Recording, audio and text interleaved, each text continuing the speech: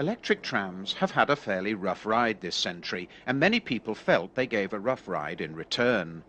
Hailed at first as heroes of a bright, cleaner age, they quickly became associated with industrial grime and high-density populations. A few lines did stretch into the country, but tended to be few and far between. The tram simply got you from A to B. No one felt particularly attached to them, so they were hardly missed when swept aside by the new breed of buses and trolleybuses.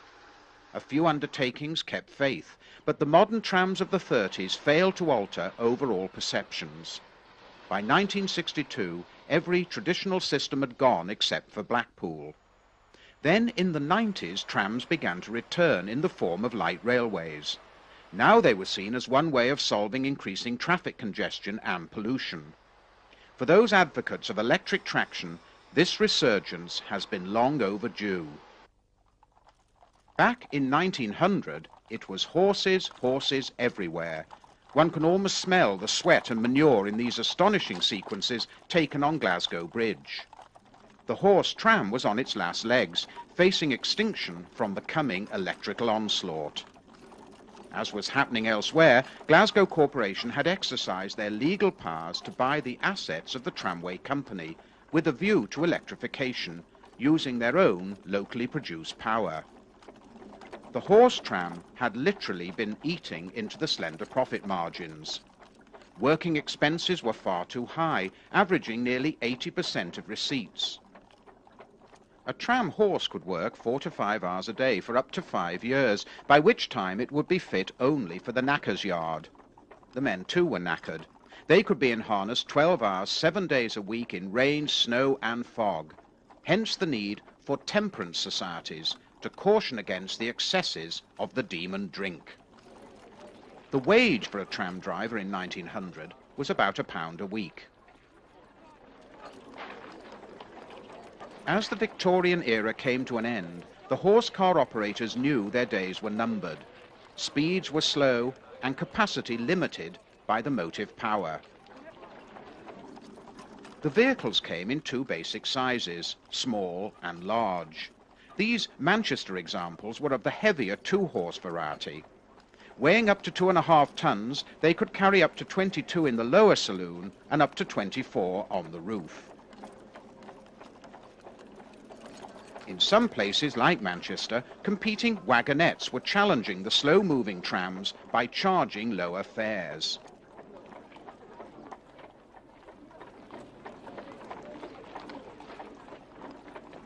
Progress was obviously essential. Some attempt had been made to cut costs by designing this reversible tram body, which eliminated the need for pole shifters.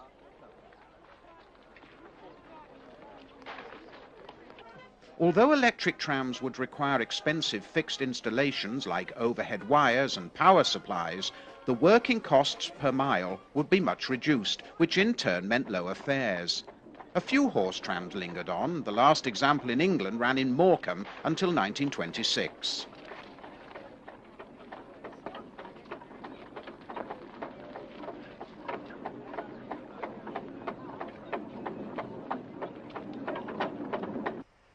In Ireland, passengers alighting at Fintna Junction and heading for Fintna travelled along the 3/4-mile branch on board this ancient 1883 horse tram, which had originally been divided into 3 classes, third-class passengers occupying the knifeboard seats on the roof.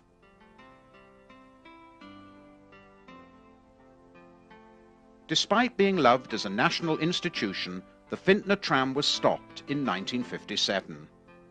Each successive horse took the name Dick, and because they all reacted badly to the noisy steam locos at the junction, they had a comforting retreat provided for them.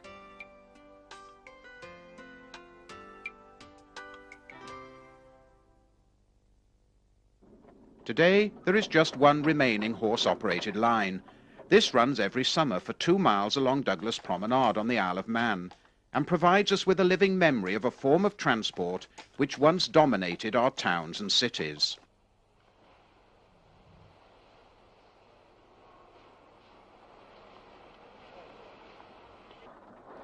Enjoying limited success at the end of the 19th century was the steam tram. This encompassed the two great bases of Victorian prosperity, coal and iron. At one point, there had been over 500 active locomotives. The trailers incorporated two major innovations. They rode on bogies, which allowed for more seats, and had top covers to protect passengers from the flying soot and ash. Both would later be adopted for electric trams. Because they were costly to operate and maintain, most became noisy and dirty, although supporters argued if properly looked after, they were in fact clean, smooth and relatively silent. In this sequence, filmed in Wigan, the driver may simply have doused the crowd for the benefit of the camera, or it could be a ritual send-off connected with the end of steam operation in the town. By 1909, the last of these urban monsters would have chugged into history.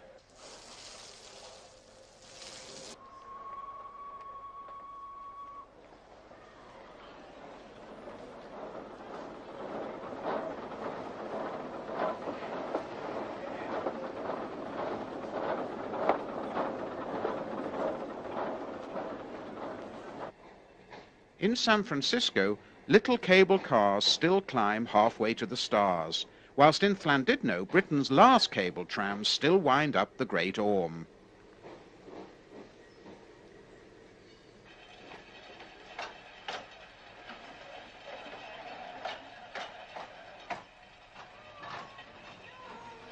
Strictly, this is not a true cable tramway, because at Llandudno the cars are permanently attached to a moving cable controlled from an engine house. But it does provide us with a unique reminder of the country's handful of cable tramways, the largest of which survived at Edinburgh until the early 1920s.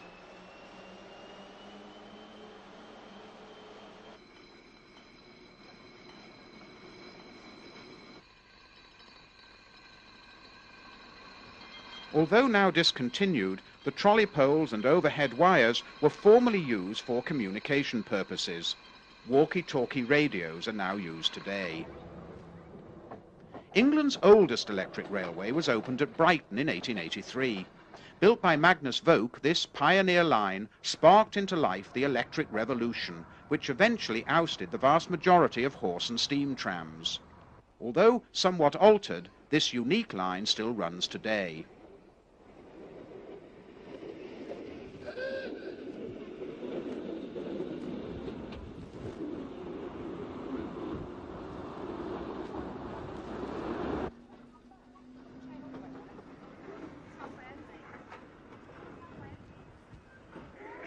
Among the country's first electric tramways was the 3-foot gauge Manx Electric, opened in 1893.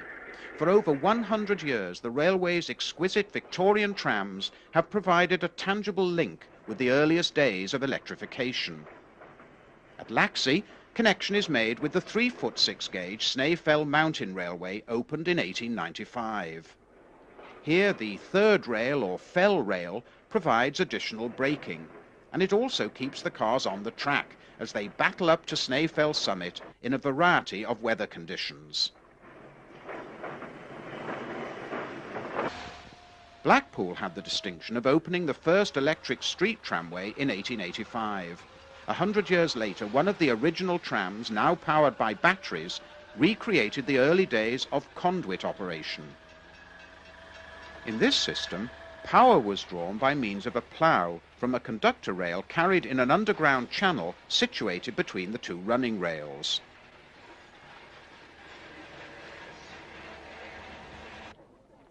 After objections had been raised to unsightly overhead wires, London had one of the largest conduit systems in the world, the last sections of which were abandoned in 1952.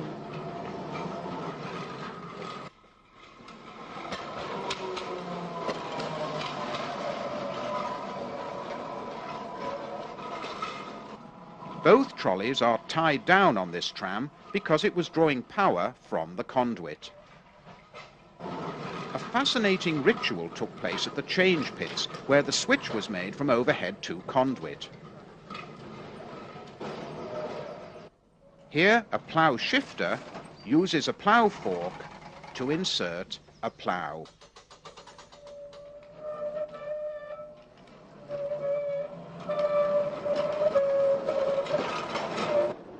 One of the earliest tramways to draw power from overhead wires ran along the Marine Drive on the Isle of Man. Their double-deck toast racks were unusual in having both staircases on one side only.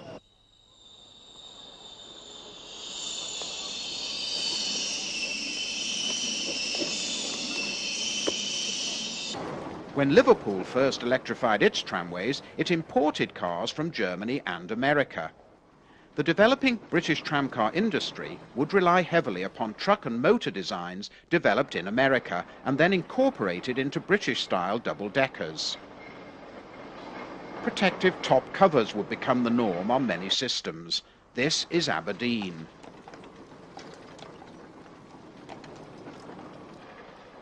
Transition time at Bradford Foster Square as steam gives way to electric.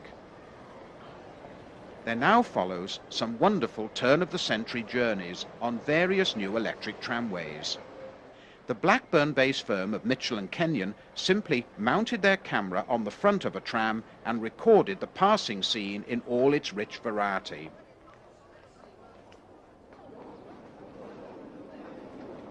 For the horses, it would have been a strain tackling Bradford's many steep hills, which the new-fangled trams simply took blithely in their stride.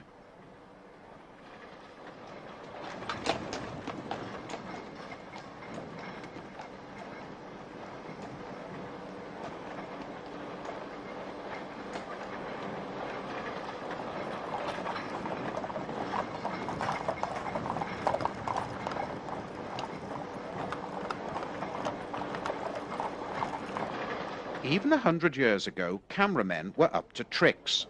Watch how this group of attractive young women are asked to walk past the tram again, but this time without looking at the camera.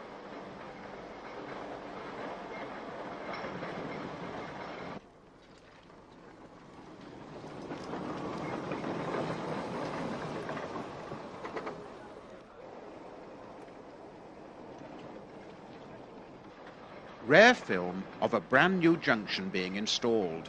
With so little other road traffic, the works were avoided by means of a temporary third track. Today such work would probably bring the whole town to a standstill. This Yorkshire journey ends at Lister Park Gates. Halifax also abounded in hills, raising fears of a runaway. This driver is applying one of the many types of special brake fitted to all trams working on especially steep grades. Sheffield began electrifying its routes in 1899. These were fairly typical of early double-deckers, with their upper deck wooden seats reached by tightly angled staircases. In horse days, staff had worn their own clothes. Now they were provided with smart uniforms. Sheffield had opted for route letters instead of numbers. In later years, these would be dropped altogether. Trams even influenced women's fashions. For example, out went the cumbersome heavy skirts which allowed for easier access to the upper decks. Many undertakings often had traction poles down the middle of the street.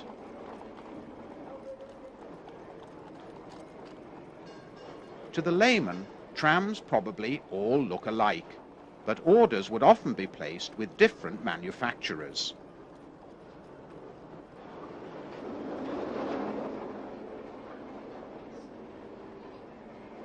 Some places employed young men to guide the trolley through busy junctions. Point boys were also hired to switch direction for an approaching tram. Later, automatic points would be installed.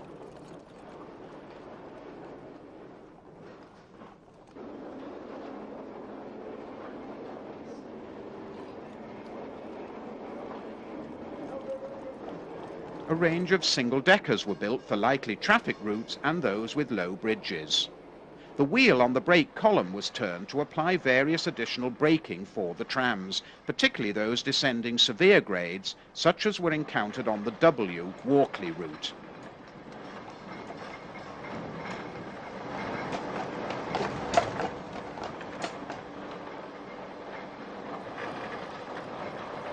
On most major thoroughfares, there would always be a tram in sight. Frequently, they came in convoys.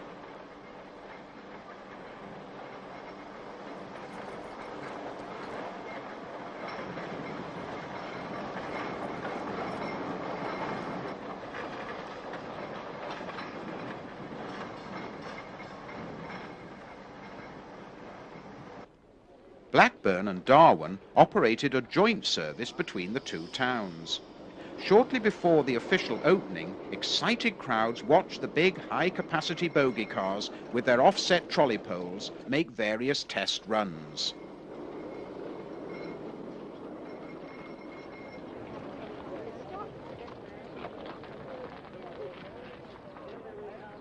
Southport was unusual in having corporation and company-owned trams sharing the same tracks.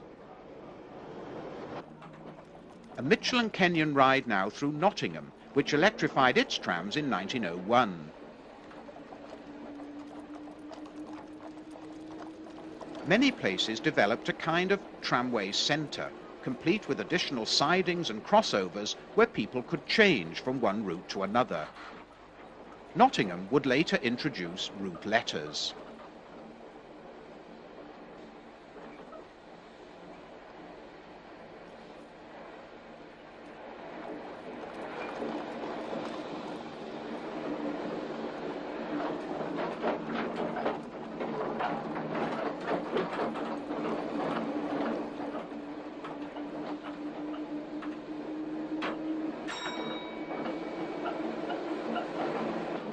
When separate tracks were laid in nearby streets for outbound and inbound cars, this was known as Cannon Hilling, after the Cannon Hill line in Birmingham, which ran in separate streets for nearly half its route.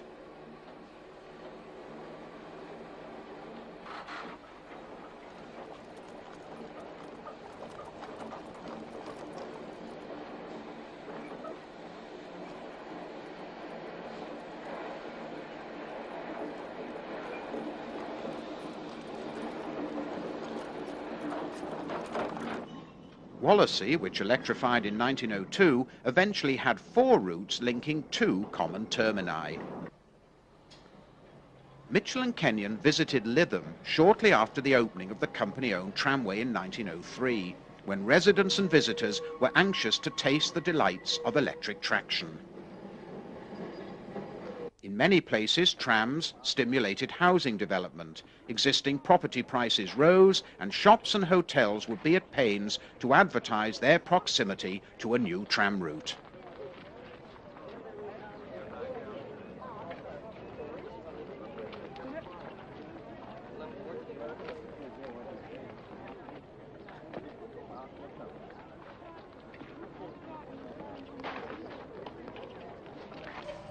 The film shows how much of the roadway surrounding the tram track was still unfinished.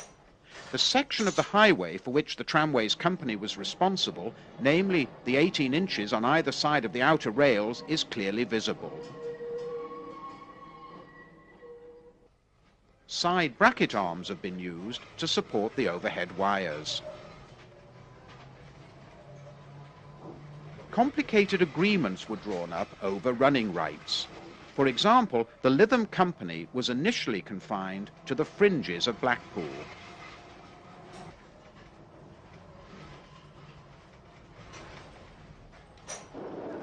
Once served by steam trams, Rochdale's new electric system ran even further out into the country, some lines passing through sparsely populated areas on single track and passing loops.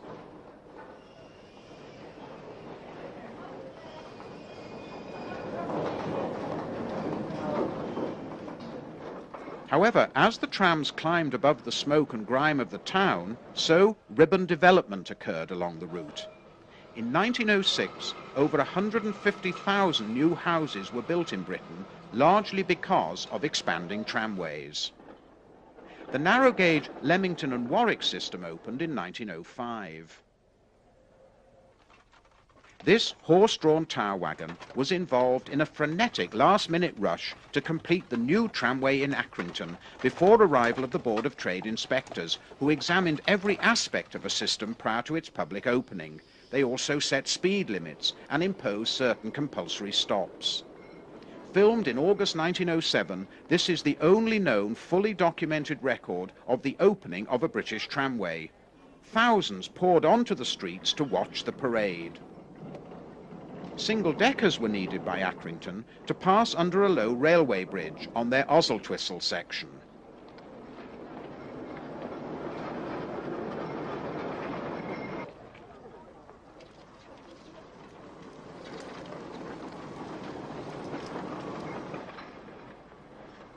Included were visiting trams from both Blackburn and Darwin, all of which shared the same 4-foot gauge.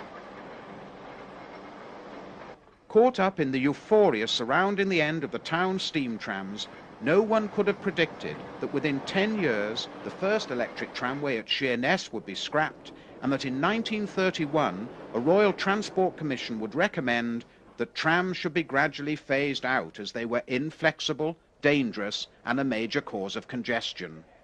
While some managements disregarded the commission, for the public the tram was all too quickly seen as obsolete. Up until the First World War, the tramcar industry was buoyant. For example, over 8,000 trams were built in Preston for the domestic and overseas market. Here, horses had to haul new electric trams through Preston to the depot because the system was not yet complete.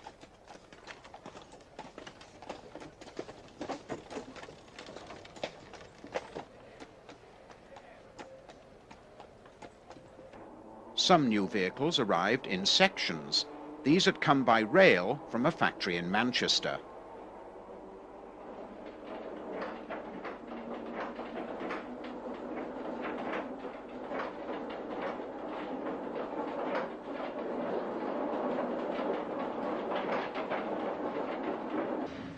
To save money, corporations like Liverpool would eventually build their own trams in their own workshops.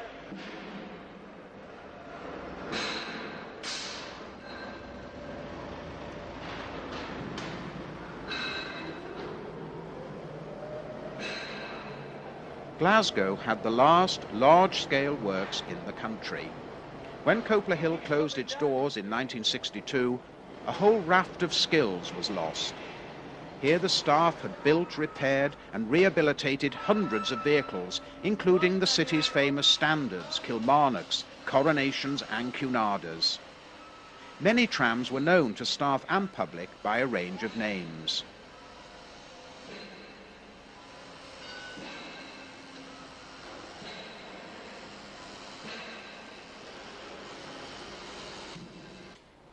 Essentially urban in nature, there was little romance attached to the British tram, but they did have their lighter side.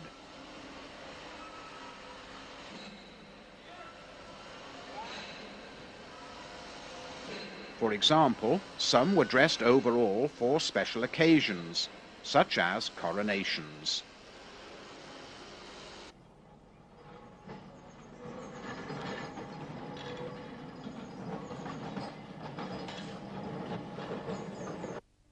A few even became movie stars. Traction action in South London during a cops and robbers story.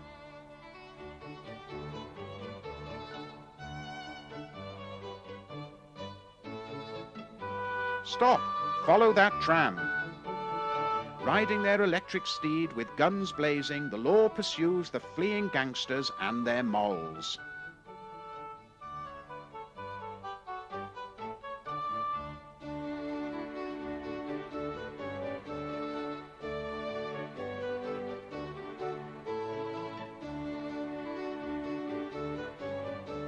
The film ends with the inevitable fight to the death. Actors in Blackpool found an outing on the circular tour was one way of generating publicity. The white-coated inspector was clearly auditioning for the fat controller.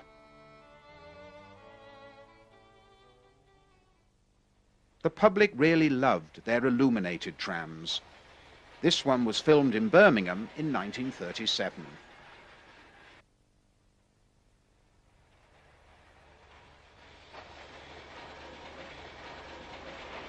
Often trams would appear in the background of films taken by local cine clubs. This one at Finchley briefly recorded their illuminated tram. One great way to enjoy a seaside ride was on board an open toast rack. These 60-seaters delighted riders on the Llandudno and Colwyn Bay Electric Railway until 1955.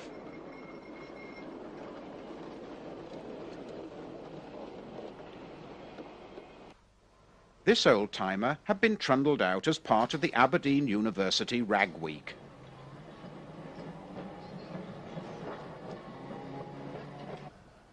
Following in a great tradition, Blackpool still has a few trams which appear each year during the town's world-famous illuminations.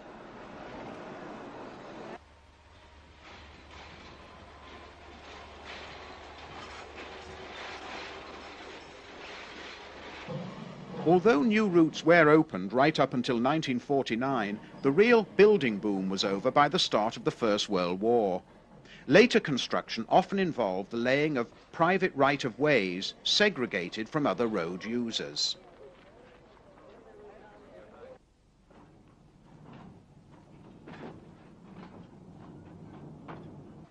This was the Temple Newsam route in Leeds. British trams reached their peak in the mid-20s, with 14,500 vehicles operating over 2,600 miles of route. Now for a few oddities. During the First World War, the good people of Halifax could buy a reasonably priced meal from this travelling kitchen.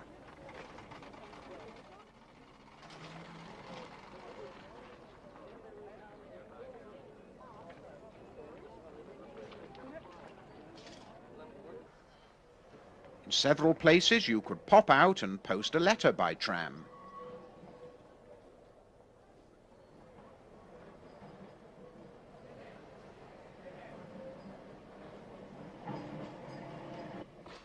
As snow was a particular hazard, most systems had special clearing equipment.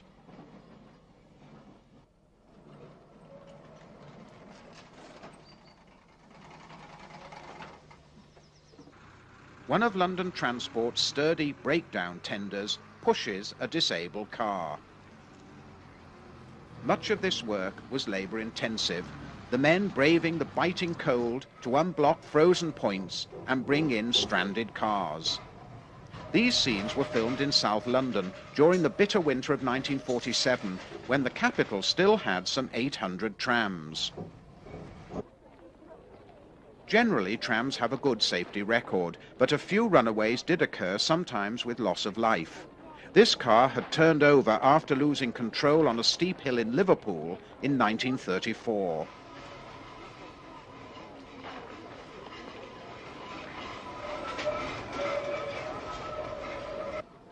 Britain's only tram subway was in London.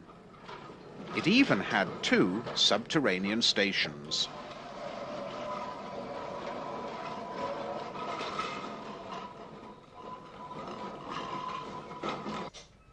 Another rag week, this time in Leeds. Works trams tended to be nocturnal by inclination. Some were purpose-built for tasks like rail grinding, whilst others were demoted passenger cars. This trio was captured ambling sedately through central Leeds.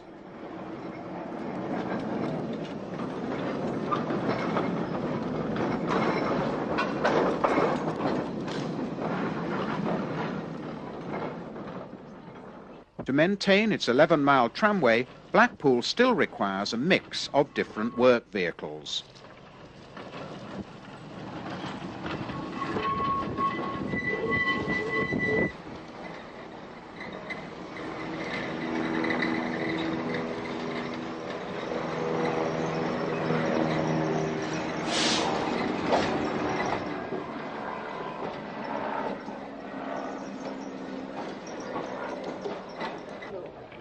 The tram was ideal for shifting large crowds. Professional football clubs had blossomed during the 1890s, and with the reduction in working hours, the grounds became the target for thousands of men on a Saturday afternoon. A special storage siding was laid at Ellen Road, Leeds, for cars awaiting the final whistle. The ground could then accommodate some 57,000 fans. Across the city now to Headingley, with cricket supporters hurrying to board the waiting trams and buses. In Dundee, tickets were issued by roving conductors.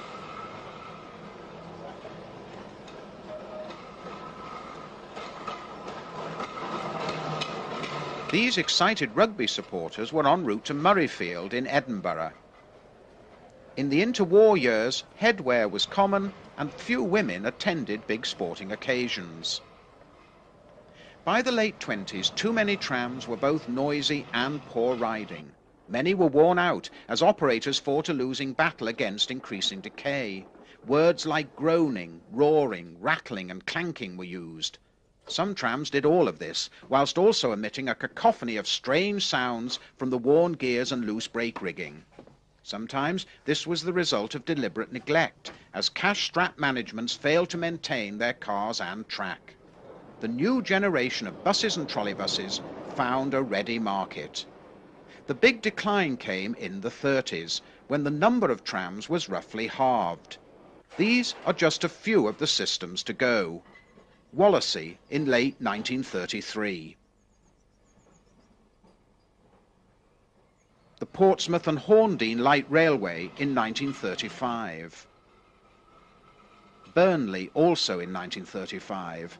Here the legendary general manager Henry Moseley had developed a highly successful smooth-riding bogie truck. However, the strident anti-tram propaganda of the time meant the last tram slipped away virtually unnoticed. Despite ordering new cars after the war, Warrington closed its last route in 1935, by which time the original car number 1 had been much rebuilt.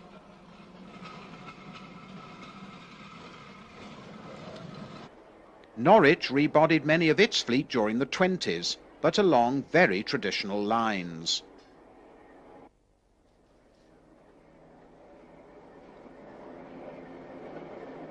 As in Norwich, people in Bournemouth had no top-deck covers. Here the corporation opted for the trolleybus, which was attracting increasing orders because of its high capacity, its quiet riding, and its consumption of locally produced electricity. Some Bournemouth trams did find a new home in Llandudno. Nottingham, which also favoured the trolleybus, sold some of its trams to Aberdeen.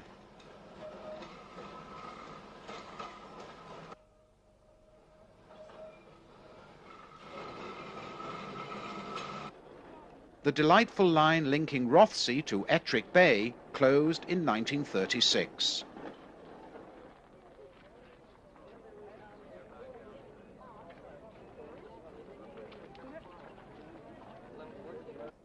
Dover too packed up the same year, by which time the corporation's mix of original and second-hand cars had clearly reached the end of the road.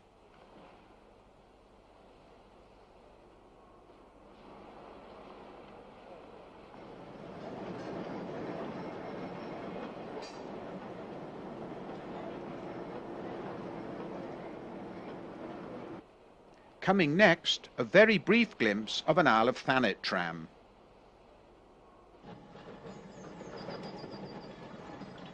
Lytham St Anne's closed in 1937, as did Weston-super-Mare, where the fleet included some four-wheel toast racks.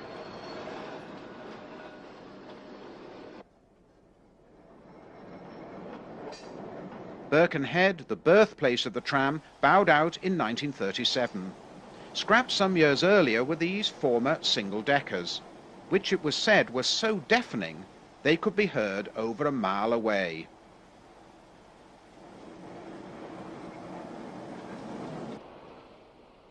The Bath Electric Tramways Company survived until 1939, with an old-fashioned but well-maintained fleet, which included a handful of single-deckers.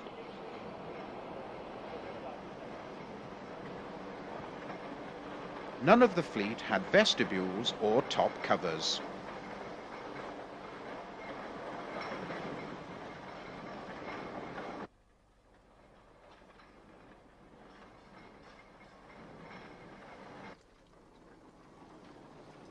Brighton kept building brand new four-wheel open-top cars until just 2 years before trolleybuses finally replaced its trams in 1939.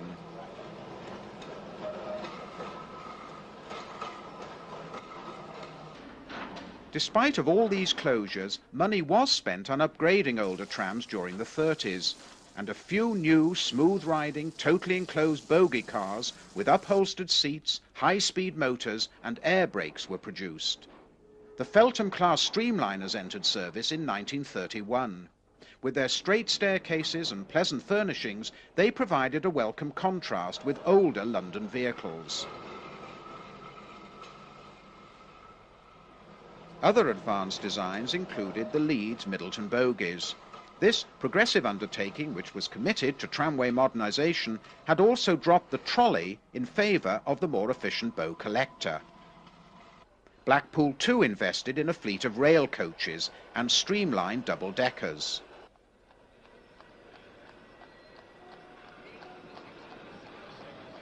Liverpool produced hundreds of fast modern trams between 1933 and 1942.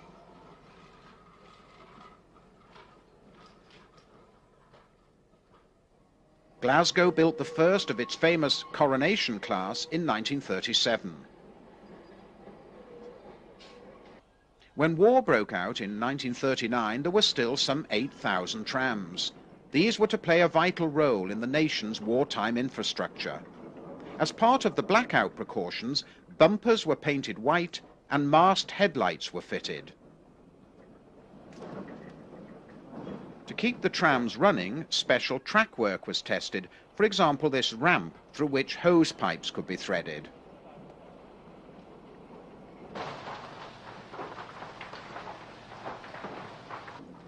These scenes were taken in Birmingham.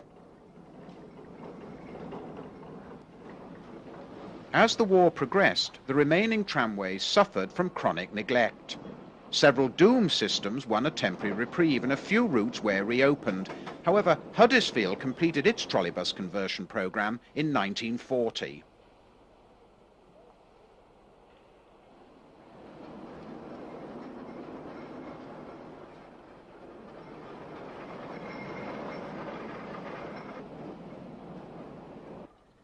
Following a devastating air raid, Coventry's remaining trams came to an abrupt halt in November 1940, following damage to feeder cables. Their last new trams are dated from 1931, and the last extension had opened as late as 1930.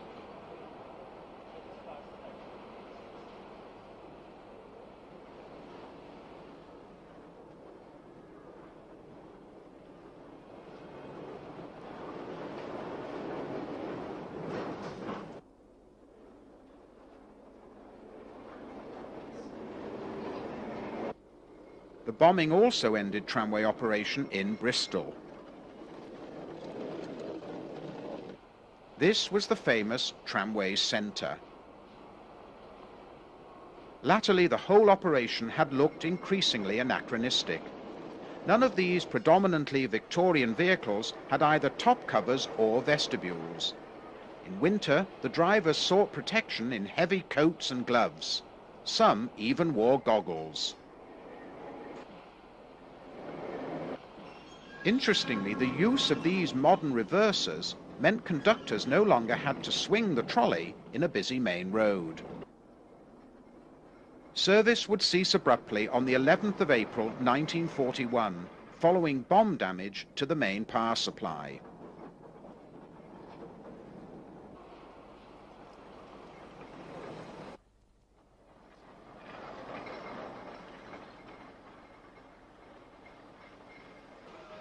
There was a limited renaissance. Liverpool's last extension opened in 1944. Sunderland completed a mile of reserve track in 1949, but closed it 5 years later. Also keeping faith, Leeds finished its Middleton Circle in 1949.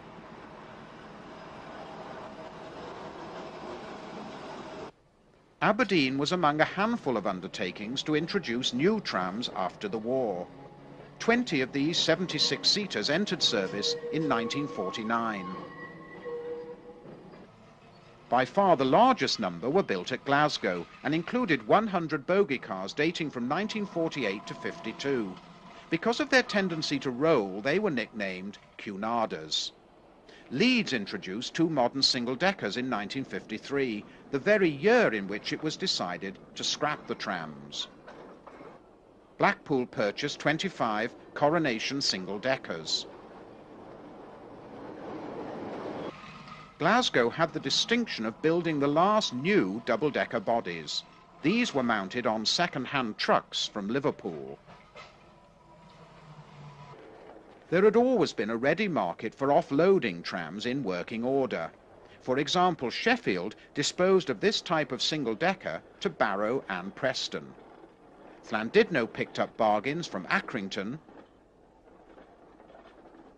and also Bournemouth. Examples of both types surviving until 1956.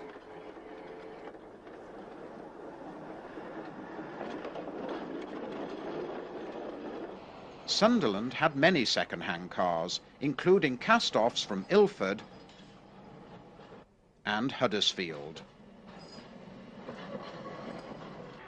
Over the years, various London trams found new homes.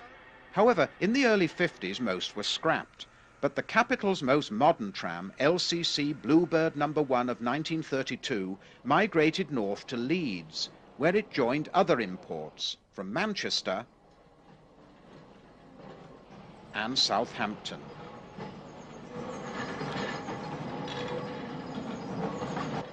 The biggest post-war sale saw 90 London Felthams go to Leeds. The final major transfer involved 46 Liverpool Green Goddesses, which went to Glasgow in the mid-50s. At the end of the war, 6,000 trams had remained, most living on borrowed time. The remnants of the run-down Salford system staggered on until March 1947.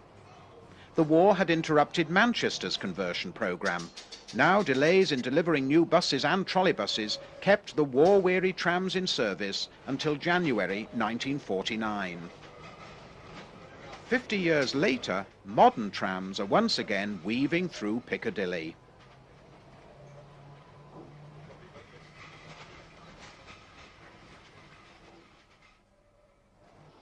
These scenes were filmed in Blackburn in 1931, when the corporation also operated single-deckers.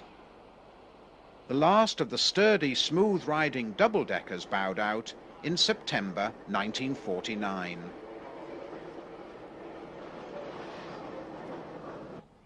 The compact Leicester system, where some cars dated back to 1904, had all gone by November 1949.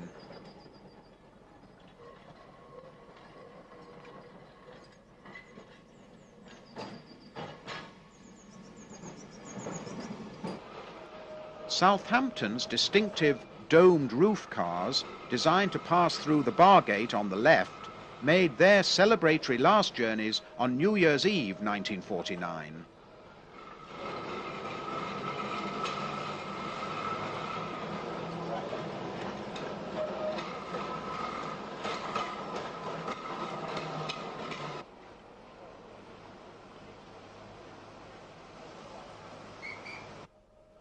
Cardiff's last trams had all gone by February 1950. They had an unusual pay-as-you-enter flat fare system and were largely replaced by trolleybuses.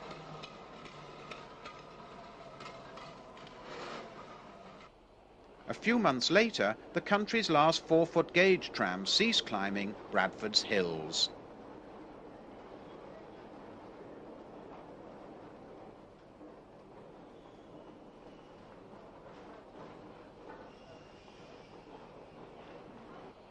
The Gateshead and District Company trams outlived their Newcastle neighbours by over a year. Most routes were short and passed through classic industrial tramscapes.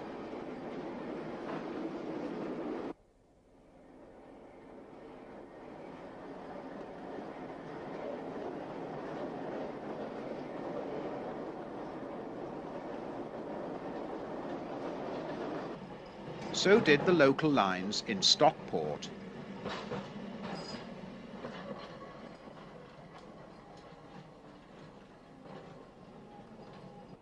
Although severed from the giant Manchester system for some 2.5 years, the last of the town's neat four-wheelers kept going until August 1951. London said goodbye to its trams in a blaze of nostalgia in July 1952. Having got rid of them, London transport would next turn against the trolleybus. Hundreds of additional diesel buses were now on the streets, and these contributed in no small way to the disastrous smog which killed over 12,000 people later in the year. The tall, thin, narrow-gauge Birmingham trams were speedy and well maintained. The last of their heavily used lines was replaced by buses in July 1953.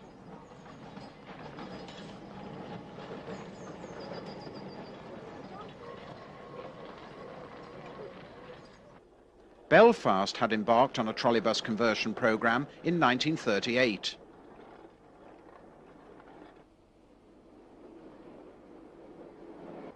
When the last shipyard workings ended in February 1954, much of its fleet was in poor shape. Sunderland bowed to the inevitable in October 1954, even though their new post-war extension had not even been paid for.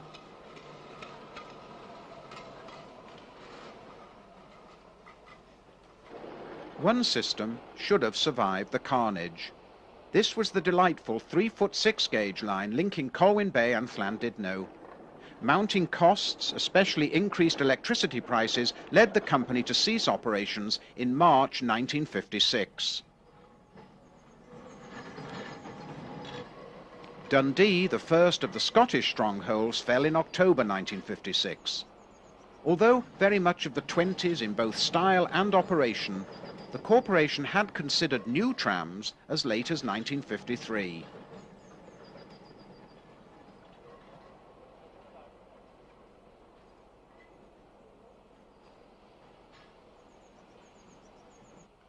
Costs everywhere were rising, and most of the tramway undertakings, such as Edinburgh, were reporting heavy losses as operating and maintenance costs exceeded revenue, although often fares were kept artificially low.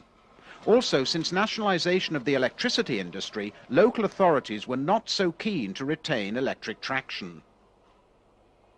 This sign warned other road users at a dangerous S-bend, over which tram movements were controlled by coloured light signals, that tracks would swing close to the curb.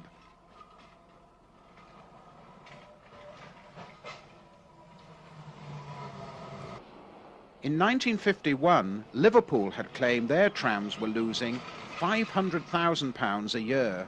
So this impressive system, for which there had once been such high hopes, ran its last liners and baby grands in September 1957. By now, trams were also blamed for causing congestion as private car ownership increased. Aberdeen too turned to the bus, closing all its post-war network between 1951 and 1958, after which the 9-year-old streamliners were set alight and burnt.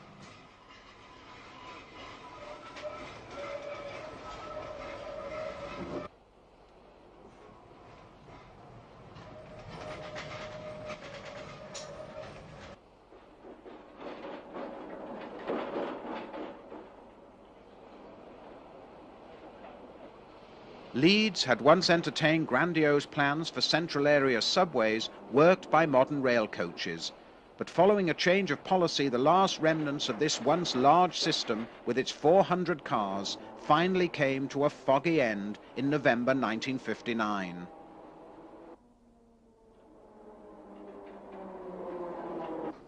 Also closed in 1959 was the magnificent 5-foot 3-inch gauge Hill of Howth line in the Irish Republic.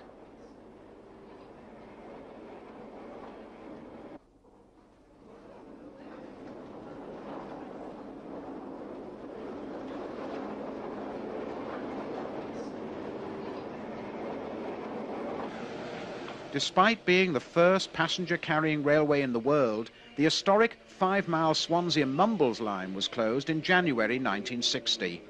The 106-seater double-deckers were the largest trams in Britain. Sheffield, the last English city to operate conventional trams, has subsequently been among the first to reintroduce light rail operation. The first generation tramway closed with due celebration in October 1960.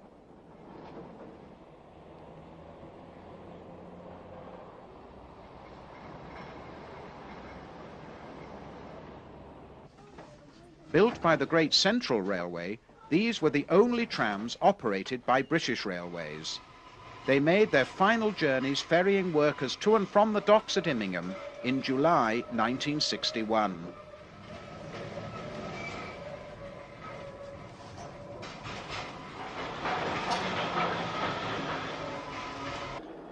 This was the highest number ever carried by a British tram. The tram was now an endangered species. Even Glasgow was fully occupied converting its dwindling empire. Here are just a few images of the country's last great city tramway, which finally passed into history, watched by 250,000 people on a wet day in September 1962.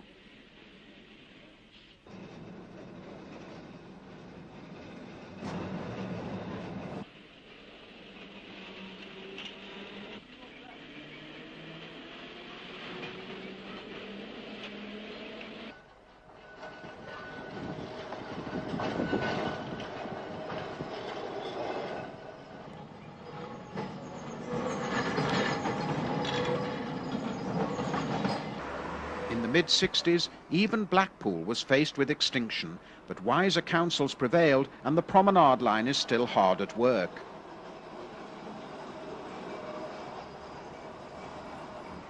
Although much rebuilt, some of the cars have clocked up 60 years of service.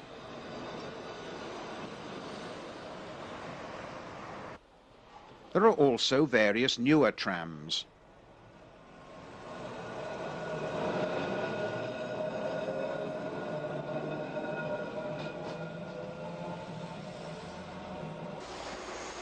The resort also plays host to a number of vintage vehicles, which form a vital part of Britain's transport heritage. This veteran, which started life on the Blackpool and Fleetwood tram road, was built by Milnes in 1898. Equally delightful Milnes cars can be found in regular use on the Manx Electric Railway.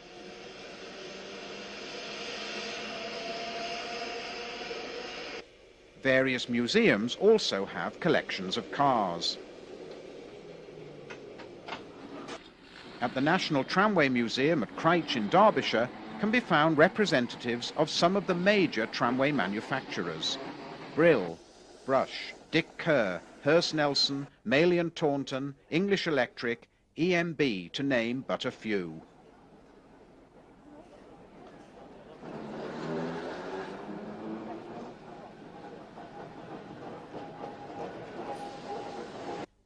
The Black Country Museum in the Midlands has a short internal line.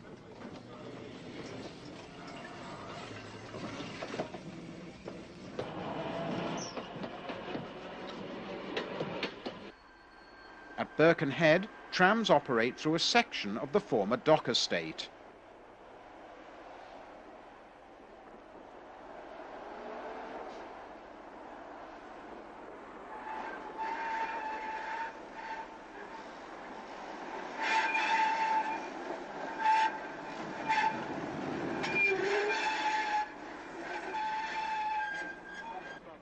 A service is also provided along part of an original corporation route which ran into Heaton Park, Manchester.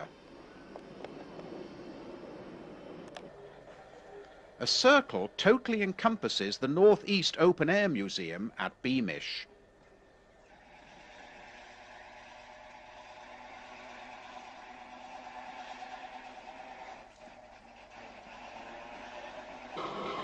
At Carlton Colville near Lowestoft, there is also another short line.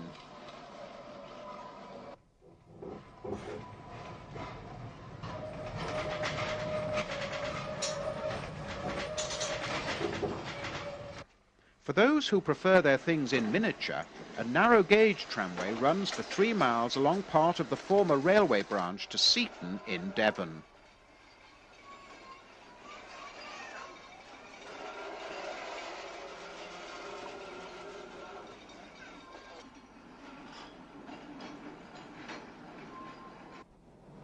Since the 1970s, there was a growing realization in Britain that perhaps the continent was right and light rail did have a role to play.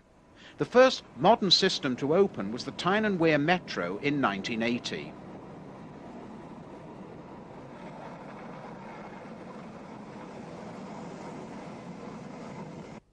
This was followed by the Docklands Light Railway. Currently, this network is in the process of being extended yet again.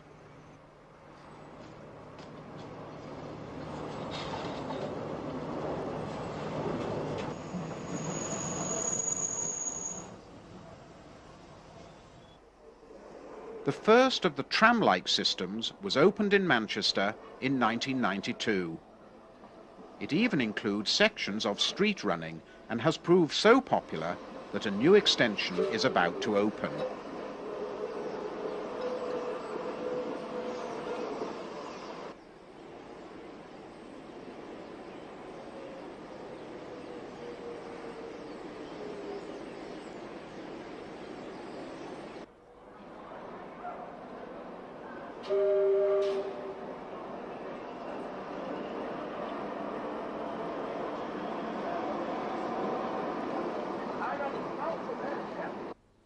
Since their inauguration, controversy has dogged the new Sheffield trams, especially over the vexed question of funding. The trams also failed to attract sufficient riders. However, now they are in new hands, improvements are being made, and the future looks far more optimistic.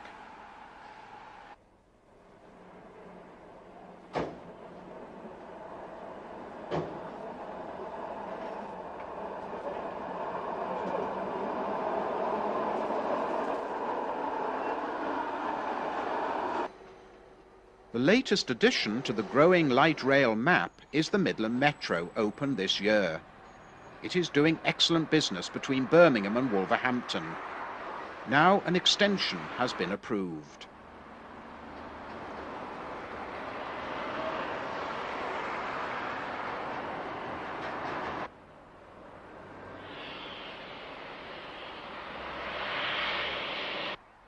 Waiting to round off the century and ring in the new is Croydon Tramlink, which will reintroduce trams to the London area after a gap of nearly 50 years. With a commitment from government and local authorities, the wheel could come full circle, and the 21st century may yet see the tram come back into its own. Only time will tell.